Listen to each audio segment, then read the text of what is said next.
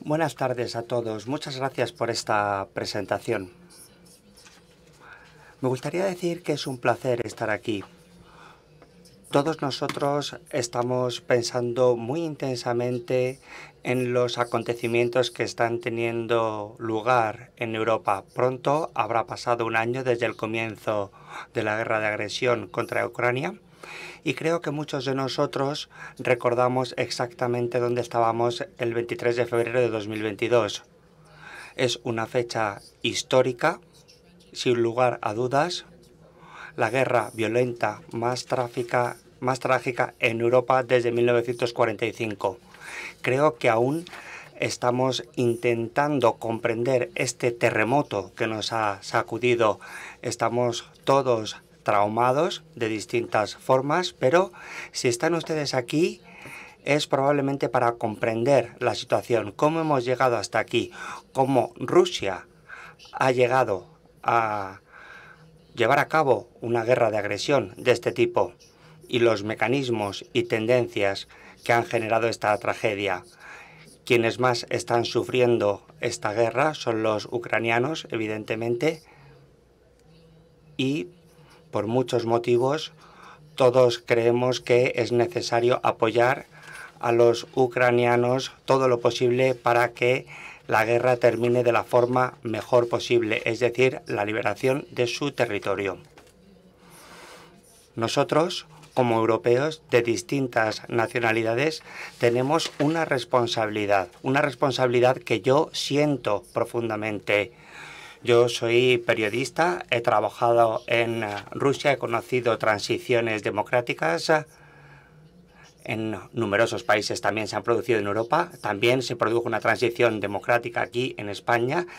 Y creo que este concepto hay que recordarlo porque tenemos que tener esperanza, porque algún día puede haber también una transición democrática en Rusia. Así que vamos a analizar todas estas cuestiones aquí.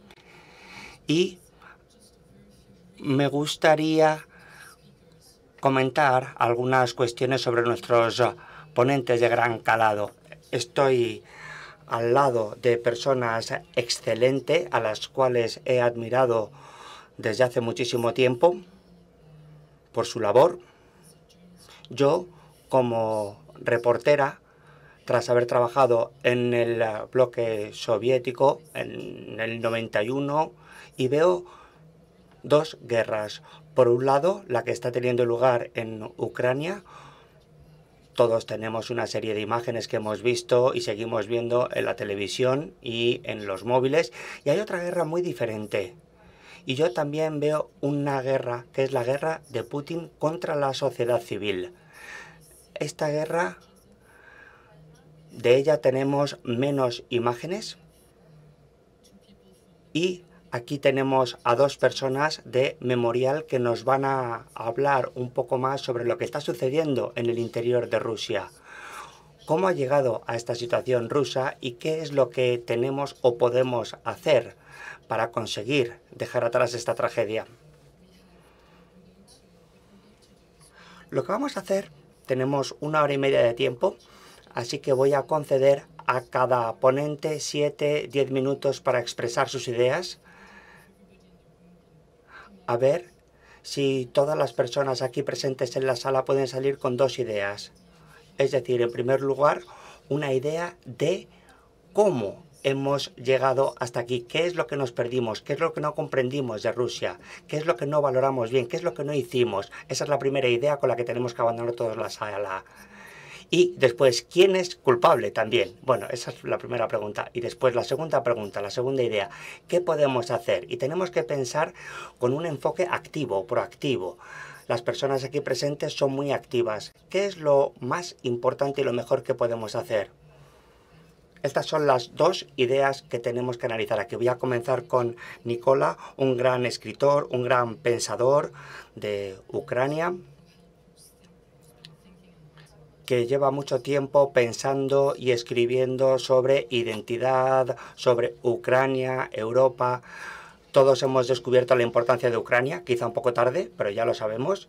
Y después pasaré la palabra a Milona Jankova, directora de Memorial, Premio Nobel de la Paz. Se trata de un gran premio, pero concedido en circunstancias trágicas. Es muy importante saber que el equipo de Memorial sigue trabajando en todos los ámbitos. Y después tenemos a Grigori Zverov, que llegó ayer desde Moscú. Así que, sin duda, tendrá unas impresiones de primera mano que compartir sobre nosotros para ver cuál es el pulso de la situación en Rusia, qué esperanza hay de cara al futuro. Después celebraremos un pequeño debate entre nosotros y después recibiremos una serie de preguntas. Algunas me llegarán en formato escrito. Sería muy útil mantener una conversación, un diálogo activo entre el público y los ponentes. Muchas gracias, Nicola, muchas gracias. Vamos a comenzar. Muchas gracias, Natalia. Muchas gracias por esta introducción y esta presentación, y también a Memorial por haber podido facilitar esta reunión, este encuentro. Yo creo que es muy importante conocer los acontecimientos. Se trata de una región algo remota, algo alejada de España, y en cualquier caso, por eso yo creo que es muy importante que hoy hablemos aquí, en formato presencial. Usted ha formulado dos preguntas fundamentales, es decir, ¿quién es el culpable y qué hay que hacer? Es mucho más fácil contestar a la primera que a la segunda. La primera pregunta, evidentemente, tenemos que tener en cuenta nuestra responsabilidad conjunta sobre lo que ha sucedido. Porque yo creo que todos hemos poco a poco llegado a esta situación. No hemos podido discernir y corregir determinadas tendencias que estaban teniendo lugar en algunas partes de Europa. Dictaduras fascistas como la de Rusia actualmente no la hemos podido reconocer a tiempo. Y también el papel de la sociedad civil. La guerra contra la sociedad civil que comenzó hace ya mucho tiempo. Estos dos tipos de guerras se subestiman muchas veces. La guerra contra la sociedad civil se fue dejando de lado hace ya mucho tiempo. No se tuvo en cuenta. Y evidentemente nosotros tenemos nuestra parte de responsabilidad. Evidentemente yo no puedo hablar mucho de la responsabilidad de los intelectuales rusos, que también tiene su responsabilidad, evidentemente. Pero sí que puedo hablar un poco sobre la responsabilidad de Occidente, porque yo he observado de cerca las políticas que básicamente se han basado en supuestos equivocados. Lo que llamo me refiero al conocimiento imperial de Rusia. Todavía tenemos que deconstruir y analizar este conocimiento imperial, es decir, un sistema de ideas que se desarrollaron desde los emperadores del siglo XVIII, que se difundieron a nivel internacional, dirigidos a silenciar y subyugar una serie de naciones subordinadas. Y este conocimiento se trasladó a nivel internacional y se fue institucionalizando en distintas organizaciones, medios de comunicación, en distintos tipos de cultura, universidades, y se convirtió en básicamente doctrina. Si vemos, por ejemplo, la historia de Rusia que se ha ido trasladando por parte de los estudiosos generación tras generación, sistemáticamente, año tras año, sin establecer diferencia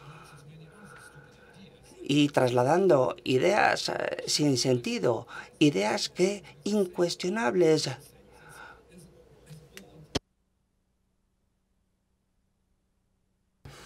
Evidentemente hay diferencias entre Rus y Rusia. Y hay muchas falsas nociones. Y yo creo que poco a poco se ha creado una percepción errónea, falsa de la región, una percepción falsa de Rusia y de los acontecimientos que se estaban produciendo sistemáticamente desde 1990. Y Ucrania quedó marginada de todo el proyecto europeo. Se quedó bajo la esfera de Rusia. Yo podría hablar muchísimo sobre este tema, pero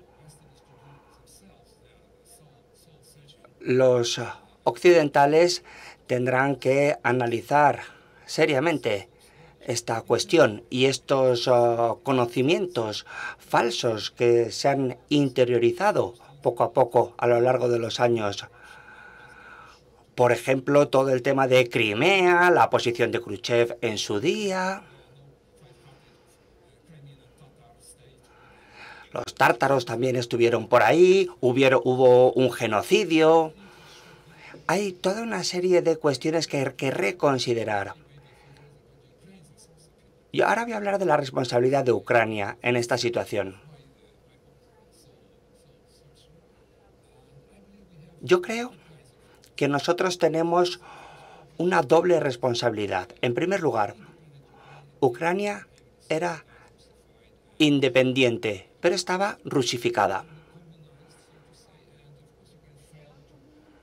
Bajo la esfera comunista y no podíamos realizar reformas rápidamente para entrar en la Unión Europea, como pudieron hacer Estonia y otros países, pero no fuimos suficientemente eficientes en nuestras reformas por culpa del colonialismo soviético y por toda una serie de problemas. Pero eso es nuestra responsabilidad. También tenemos una responsabilidad histórica, porque los intelectuales ucranianos que establecieron esta continuidad entre Kiev y Moscú, la pequeña Rusia y la gran Rusia, fueron precisamente los intelectuales ucranianos que Pedro el Grande contrató en el siglo XVIII y se empezaron a trasladar todas estas ideas con el paso del año. Nosotros somos una pequeña parte de Rusia y contribuimos a esta gran empresa común y somos socios.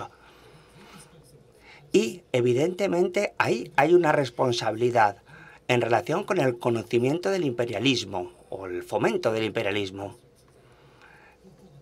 Evidentemente, perseguían sus propios intereses que no eran nacionales en muchos casos. En resumen, todos tenemos nuestra responsabilidad y todos debemos analizar la situación y descolonizar la situación. ¿Y qué es lo que podemos hacer? Eso es más complicado. Yo no tengo ninguna receta para los rusos. La sociedad civil es importante. Es la única forma de cambiar las cosas en cualquier país a través de la evolución. Yo he sido testigo de revoluciones en Ucrania y yo creo que los rusos no van a poder resolver el problema. Pueden simplemente frenar la evolución. Pero, tarde o temprano, se producen obstáculos a la evolución. Normalmente, los regímenes autoritarios erigen barreras. La evolución tiene que, digamos, eliminar los bloqueos, las presas, para poder pasar al otro lado, para avanzar. Y evidentemente no podemos hacer nada sin la sociedad civil.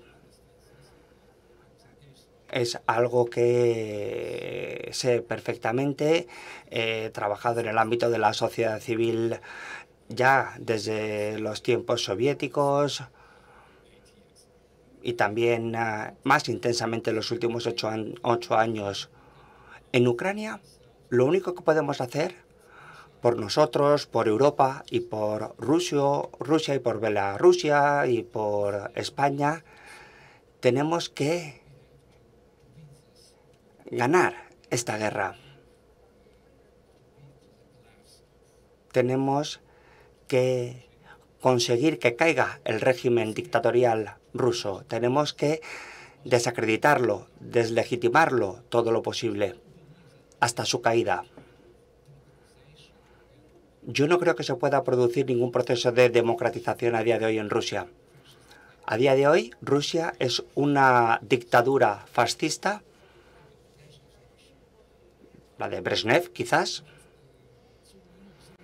pero no hay ninguna élite que pueda sustituir a la actual y hacer las cosas mejor. Khrushchev era el teniente de Stalin, digamos. Gorbachev reemplazó a Brezhnev y fue muy leal. Y algo así volverá a pasar en Rusia. Llegarán personas de este mismo tipo que no son mucho mejores, pero que quizás sean más razonables, menos obsesivos, menos obcecados con la hegemonía global y con este tipo de conceptos. Y nosotros podemos contribuir a este cambio, en mi opinión, y debemos hacerlo. ¿Cómo? ¿Cómo? Una respuesta, por favor. Ucrania está haciendo un trabajo importante, está luchando. Nosotros podemos resistir y podemos vencer a este Estado que nos está agrediendo. Es necesario detenerles, porque si no ellos van a avanzar todo lo que puedan. A no ser que alguien les detenga, van a seguir avanzando. No tengan ninguna duda sobre esto. No hay más que verlo, como hicieron en Siria, Georgia, Chechenia, Crimea. No paran, nunca les basta. No les bastó con quedarse con Crimea. Allí nadie luchó, pues se quedaron con Crimea. Así que al final hay que detener esta situación, porque si no, se seguirán extendiendo y extendiendo y extendiendo. Se puede utilizar la fuerza, después el chantaje nuclear, para acosar a los demás, básicamente. Así que nosotros hacemos lo que podemos. Y creo que los europeos tienen que entender que esta no es la guerra de Ucrania, es la guerra de los principios y valores democráticos. Y tenemos que estar dispuestos a defender nuestros principios y valores. Entiendo que puede ser incómodo porque los precios de la energía han subido. Quizá ahora hay que pagar 10, 20, 100 euros más al año, pero ese es un precio que hay que pagar. Ucrania está pagando un precio muy elevado con vidas humanas. Quizá el invierno será más duro y el verano más caluroso porque tendremos que limitar el aire acondicionado de la calefacción. Y este es el precio que tenemos que pagar en Europa. En Ucrania se paga otro. Y en cuanto a los rusos, yo creo que estamos ante una situación muy difícil. Hemos vivido una situación de resistencia también en el caso de la Alemania nazi. Y evidentemente siempre hay espacio para las personas honradas y honestas. Y evidentemente es difícil, pero podemos hacerlo. Gracias, Mikola y Elena. Es posible resistir. Gracias.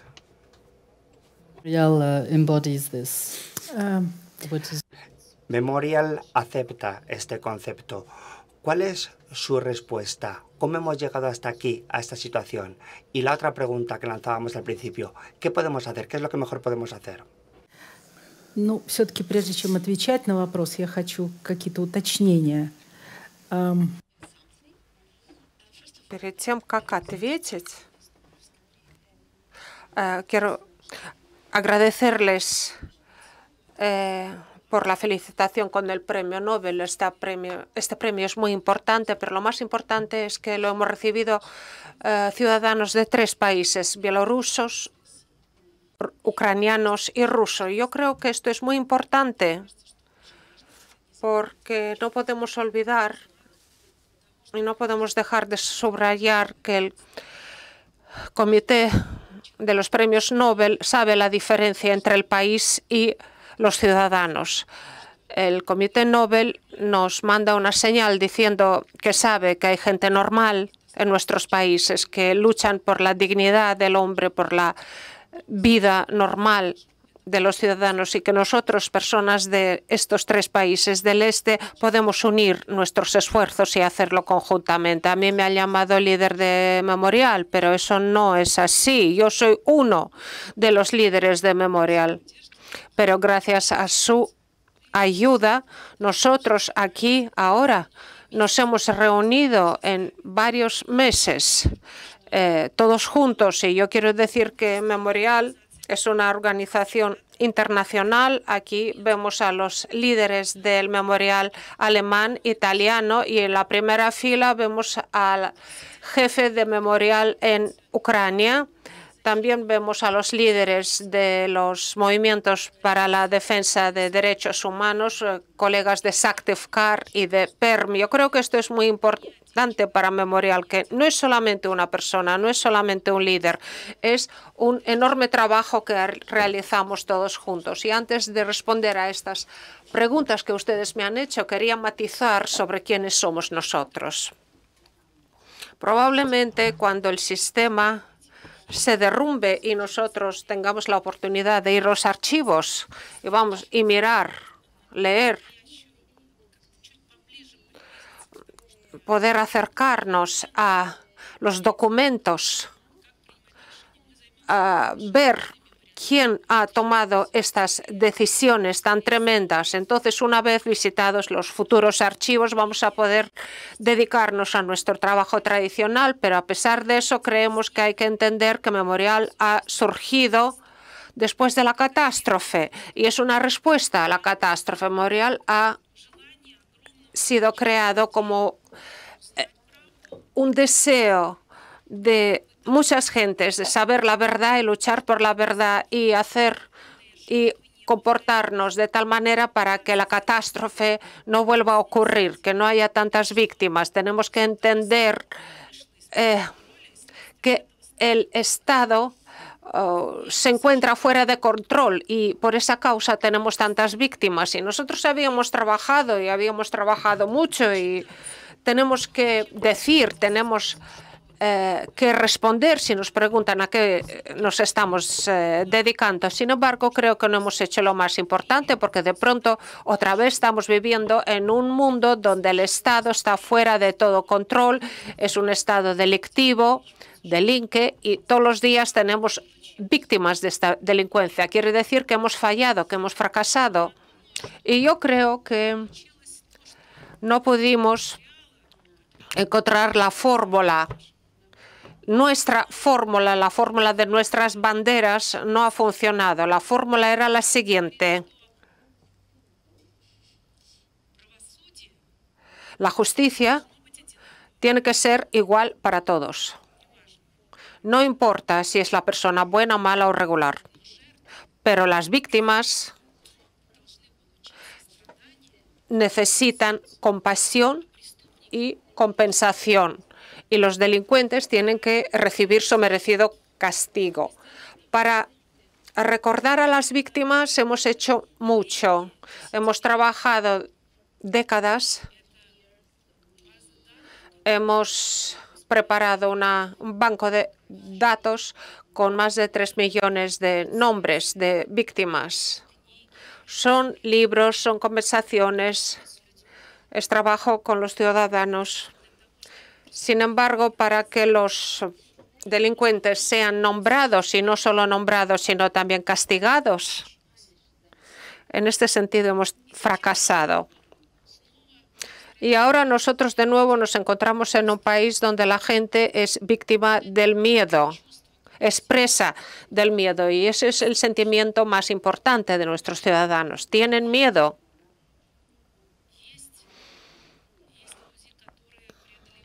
Hay ciudadanos que pueden superar este miedo cuando, por ejemplo, los amigos checos después del 68, después de los acontecimientos en Checoslovaquia del 68, salieron 7 personas en Moscú a la Plaza Roja para protestar y los checos dijeron, ahora tenemos 7 razones para no odiar a los rusos y a los soviéticos.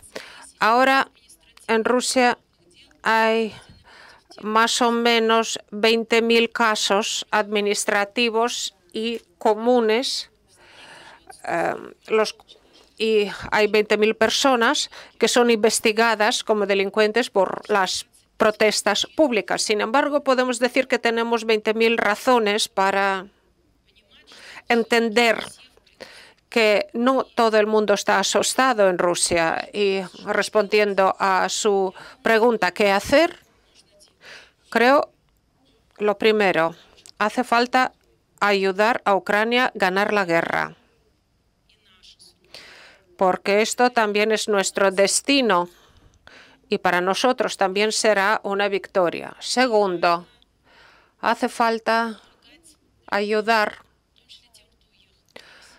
a la gente, incluidos aquellos que han abandonado Rusia. Tienen que sentirse importantes, tienen que sentir su poder, tienen que saber que se puede contar con ellos y apoyarse en ellos. Y lo tercero es el caso de la gente que tiene miedo, que está bajo presión, porque no puedes decir a las personas, no tiene sentido, no tengas miedo. Si yo tengo miedo, pues no tengas miedo, pues no va a resultar. Sin embargo, si a esta gente que tiene miedo, decirle, vamos a intentar ayudarte, no estás solo, intenta superar el miedo. Creo que este es el camino que debemos tomar y nosotros, Memorial, tenemos que seguir con nuestro trabajo, seguir trabajando. Y esto es lo que yo recomiendo a Memorial en todos los países, en Italia, en Alemania, en Ucrania, en Rusia, en Polonia, en Chequia, perdón, también en Francia. Sí, por supuesto, en Francia, disculpe. No se enfaden conmigo por no nombrar Francia, y también quizás en España. Gracias. Muchas gracias, Elena. Grigori. Quizás. Questions, but I know that your comments will have a special. No voy a repetir las preguntas, pero sé que esos comentarios van a ser muy valiosos porque usted, tal y como he dicho antes, acaba de regresar de Moscú. Y es fantástico que haya podido venir. Cuéntenos, por favor, aparte de mis dos preguntas relativamente fáciles, cómo hemos llegado aquí, qué podemos hacer ahora, cuéntenos un poco cuál es el ambiente que se respira en Rusia. ¿Cuál es su impresión? ¿Cómo se siente usted respecto a esta situación? Pues bien, muchas gracias por haberme invitado y por haber organizado.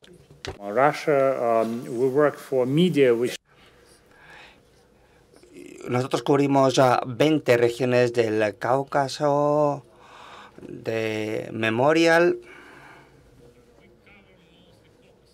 Cubrimos sobre todo el Cáucaso.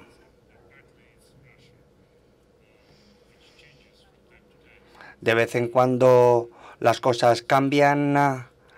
Tenemos que considerar la situación de Georgia, lo que sucedió en 2008, situaciones de ocupación.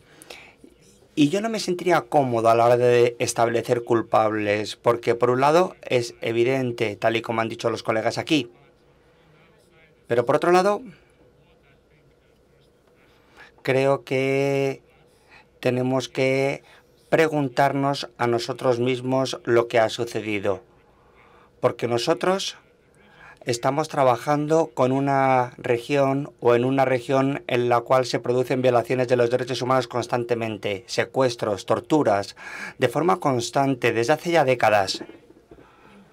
Y mi opinión sobre lo que se debe de hacer es bastante práctica. Yo creo que cada uno de nosotros, incluidos todos los aquí presentes, deben tener en cuenta una cuestión. Nos estamos perdiendo muchas violaciones de derechos humanos, muchos crímenes, muchos delitos. Solamente tienen que invertir una parte de su tiempo, media hora a la semana, 4 minutos al día, cada uno de nosotros, de los que estamos aquí sentados, en la plataforma que ustedes deseen. pero dediquen tiempo a interpretar exactamente qué es lo que está sucediendo en Ucrania ahora mismo.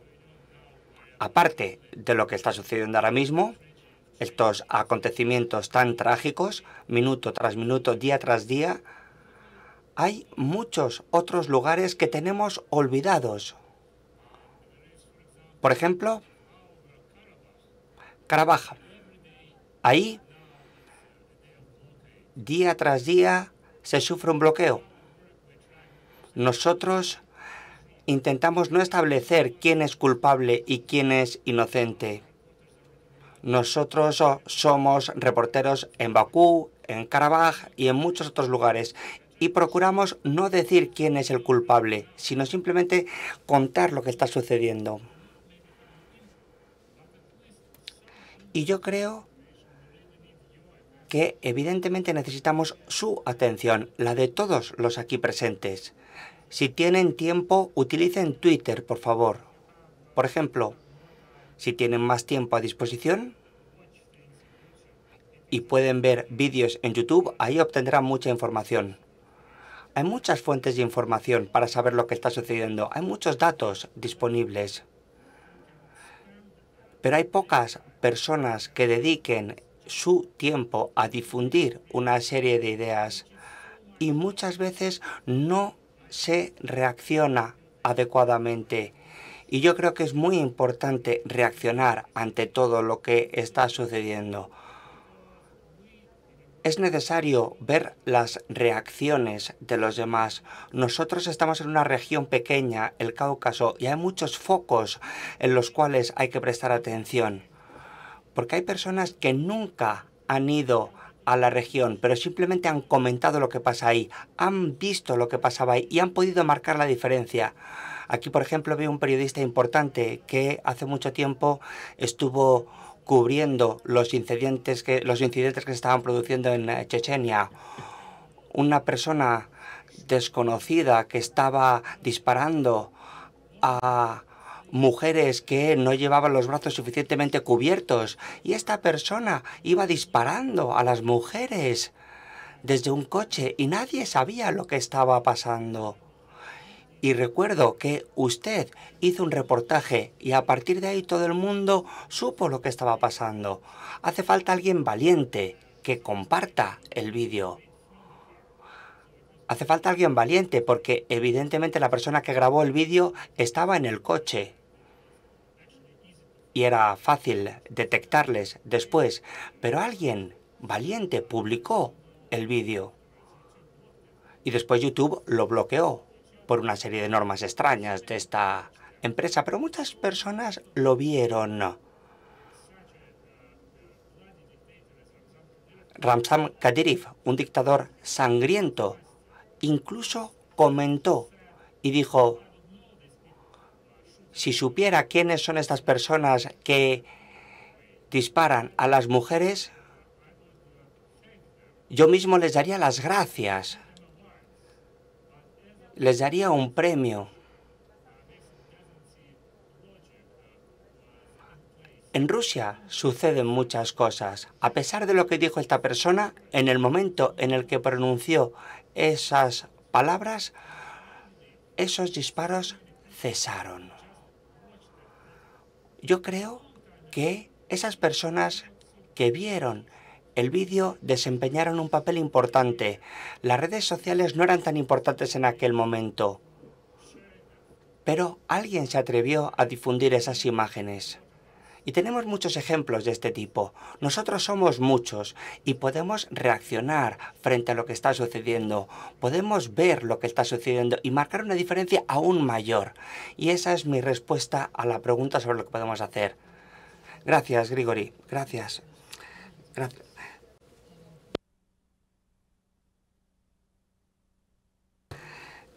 Vamos a ver, las personas fuera de la dictadura, ¿qué hacen? ¿Cómo influyen?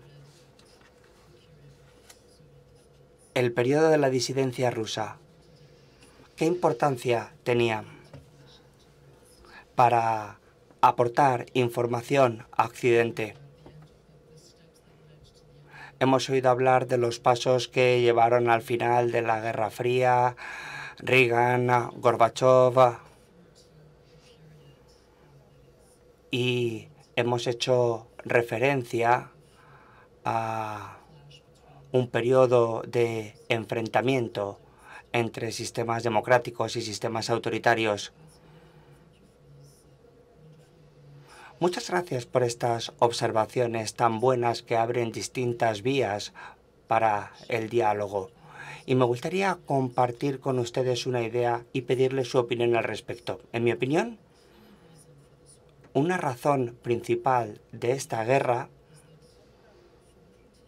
es que para que el sistema de poder de Putin, una Ucrania liberal democrática que mira hacia Europa, que pretende ser un actor de pleno derecho en el ámbito europeo, era algo que era demasiado políticamente peligroso para su sistema de poder. La amenaza para Putin era contagio democrático, como un virus que no quería que se produjera en Rusia. ¿Están ustedes de acuerdo con esta idea?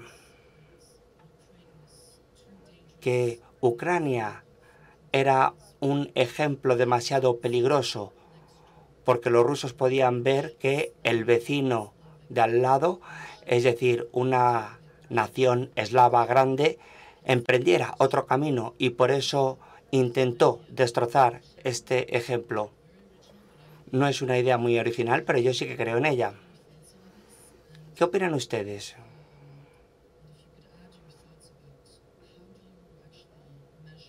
¿Y cómo valoran ustedes la popularidad de Putin en Rusia?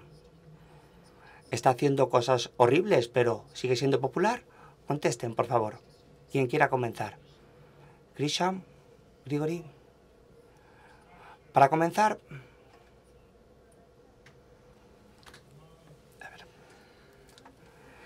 hay personas a las que les gusta Putin, a las que les cae bien Putin. Y es muy complicado ahora hacer un análisis sobre la popularidad de Putin.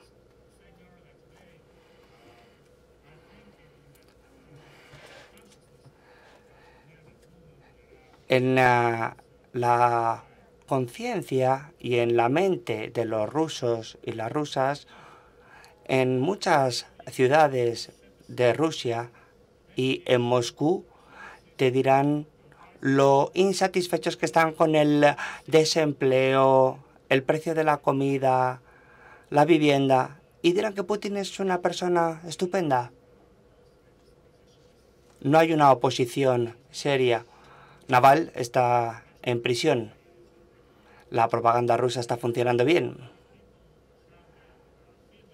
Y hay muchas personas que tienen la impresión de que la persona que está a la cabeza no es responsable de todo lo que está sucediendo, de todos los niños que están falleciendo en los hospitales y muchos otros problemas del sistema de Rusia, como la corrupción. Por ejemplo, yo no me creo la idea de que Putin sea muy popular, pero si hubiera elecciones dentro de un mes, él ganaría.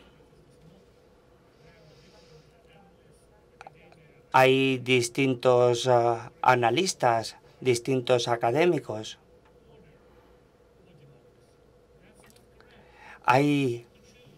No hay por qué elegir entre orden y democracia. Mucha gente dice, necesitamos orden. Stalin era una persona estupenda, pero no tenemos que elegir entre el imperio de la ley y la democracia. Evidentemente, tenemos que tener en cuenta que ya hemos visto lo sucedido en varias regiones de Rusia, lo que pasa con la oposición liberal. También puede haber comunistas que hablen de forma positiva sobre Stalin, oponiéndose a Putin, Por lo tanto, yo no me creo que Putin sea muy popular.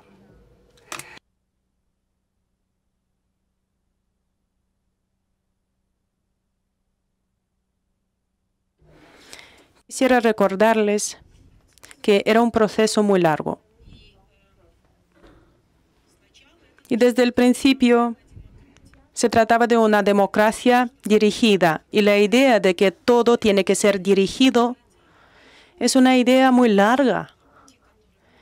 Y en el camino se eliminaron los medios libres, independientes. Y se demostró que se podía hacer con los negocios independientes. Recordamos lo que pasó con Jodorkovsky. Es un camino en el que se habla en serio de que el Parlamento no es un sitio para las discusiones. El Parlamento mismo habla así sobre sí mismo.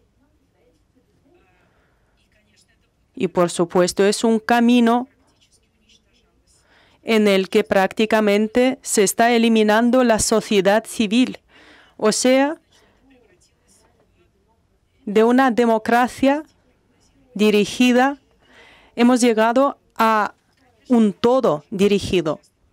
Y ahora sería tonto recordar cómo las personas durante años hablaban, año tras año, que esto podía terminar mal, de que las represiones que no se penalizaban dentro del país llevarían a un mal. Si los crímenes no se penalizan dentro de un país, se convierte en un crimen que va para fuera del país. Es lo que ha pasado realmente.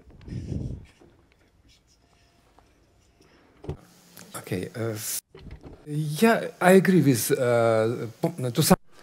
Sí, yo estoy de acuerdo con estos argumentos de una Ucrania democrática, posiblemente europea, y hay que deslegitimar el régimen ruso. Pero creo que este no es un problema principal. Yo creo que tenemos que tener en cuenta un contexto más amplio. Ucrania es una amenaza, pero mucho mayor. Es una amenaza existencial para Rusia. Eso es lo que dice, que es anti-Rusia. Y por eso hay que destruir a Ucrania. Sí, eso es lo que dice. Es una amenaza existencial. Pero no solamente porque puede volverse democrática y ser un ejemplo atractivo para el pueblo ruso. Puede ser, sí. Pero yo creo que Ucrania es una amenaza en un sentido mucho más profundo. Ucrania deslegitimiza toda la historia de Rusia, todo lo que se ha construido sobre la creación de la identidad, la historia de Ucrania. Todo eso se ha construido sobre la base de la identidad ucraniana. El pasado semestre impartí 2 cursos, uno offline en Princeton, sobre las relaciones entre Rusia y Ucrania, y otro online para estudios Erasmus en la universidad. Una guerra de 300 años, las relaciones entre Rusia y Ucrania. Ese era el título. Desde el siglo XVIII, las relaciones son como relaciones de guerra. El imperio ruso está intentando eliminar constantemente Ucrania por métodos como la asimilación, y después se han llevado a cabo otras acciones, deportaciones, por ejemplo. Y básicamente estas 2 identidades son incompatibles. Rusia no puede coexistir con ningún tipo de Ucrania, y mucho menos con una Ucrania europea. Y este es el método que se está aplicando. Si fuera territorial, se podría negociar, pero se habla de la existencia misma de Ucrania. Se habla de negociaciones. No tienen sentido. Esta opción no existe. Ese es el problema. Me gustaría alentar a todos los aquí presentes a leer los libros de Mykola y también a leer y apoyar Kafkaevsky Usil, la publicación de Grigori Zverov, y me gustaría que todos los aquí presentes sigan admirando y apoyando a Svetlana Kova, que está aquí con nosotros esta tarde. Muchas gracias.